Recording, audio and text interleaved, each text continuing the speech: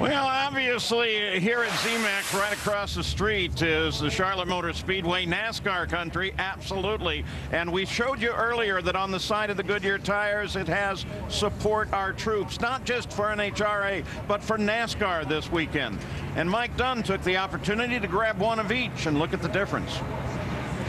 Since we are in Charlotte, North Carolina, the heart of NASCAR country, it would seem only appropriate that we would do a comparison between the tires that run on both the Sprint Cup teams on the NASCAR circuit and also the Top Fuel Funny Car tires that run on the NHRA drag racing circuit.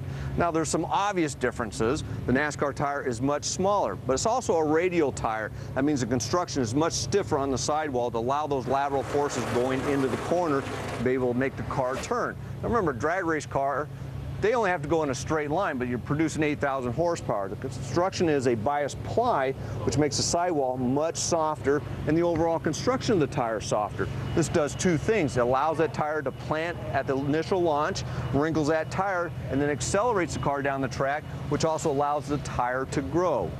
Now, on a course of a normal weekend and a cup race, you'll see the teams change the tires a number of times during a 500-mile race, usually about 75 to 80 miles, which seems like a lot considering a normal passenger tire. You can get about 50,000 miles on a set of Goodyears.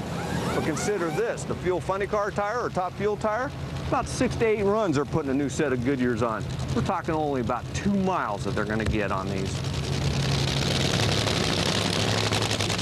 Let's take a look at the definition of tire slip. It's the relative velocity between the tire and the track. That is, the rolling speed of the wheel is greater, which is traction, or less, which is braking, than the vehicle speed. Now, I want you to take a look at some Fram specs that we have, because Goodyear did some numbers on this, and this was very interesting. At the launch, you have 75% slippage because they wanted to keep the motor in its power band, not labor the tire and go into tire shake. At 1 second, the teams take horsepower out of the car, then the tire slip goes to 25%. At half track and clutch lockup, you can see that gets much less, 10%, 5% at lockup.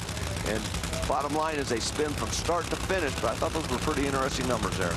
You know, the one that got me, though, is 132 square inches is the contact package on a tire.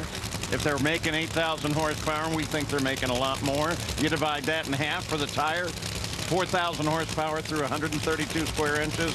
Yeah,